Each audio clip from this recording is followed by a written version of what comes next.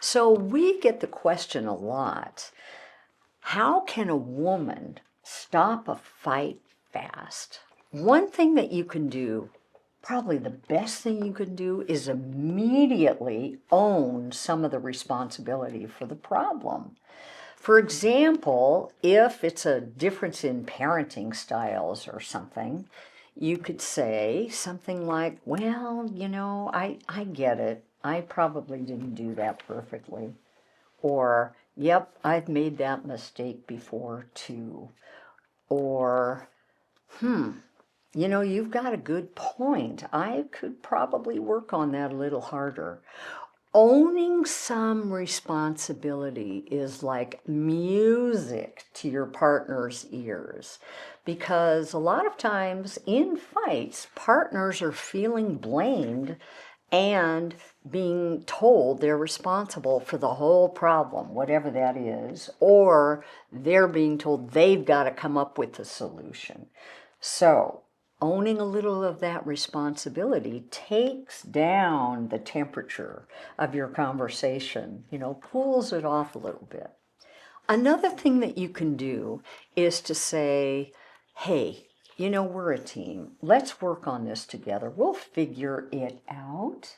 Give a little bit of reassurance that things are going to be okay, that both of you together is maybe better than one or the other coming up with a solution solo, all by themselves. So reassuring, hey, you know what? I'm on your side. We can figure this out. It'll be okay.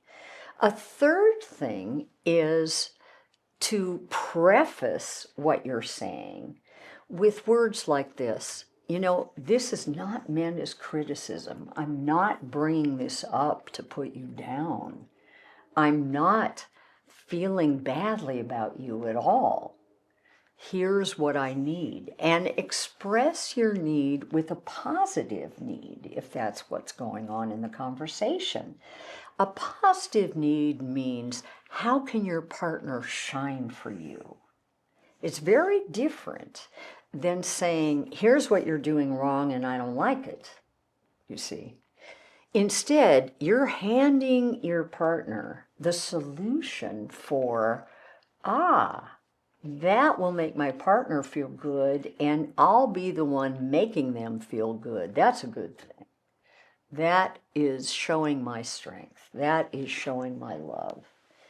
One thing I used to do, in fact, with my mother, who was one of the more critical people on the planet, when I wanted to go defensive with her and counteract what she was saying, one day as I was just talking to her on the phone, I thought to myself, I know what she needs to hear first.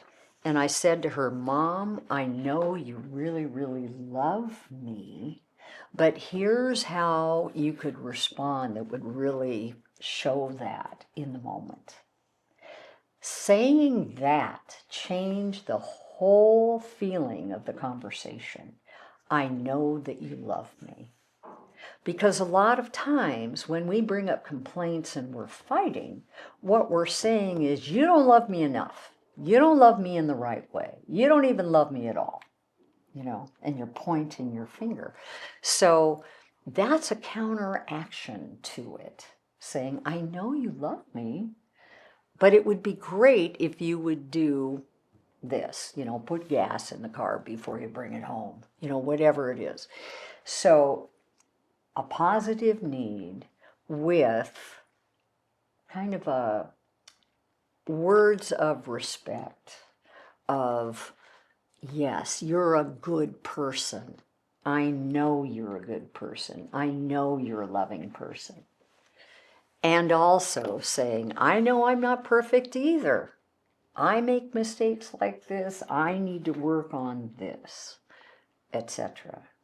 Those kinds of things, where basically you're joining arms with your partner and you're saying, we're both human beings. We both make mistakes. And you put the problem out here. The two of you are facing that problem. but it's not me against you. Don't move into that kind of win-lose mentality. I've got to win this fight or else, you know. I'm not going to be subjugated. I'm not going to be a doormat. Unless you have been a doormat, and then you should change your attitude a little bit. But basically, you want the two of you on the same side, right?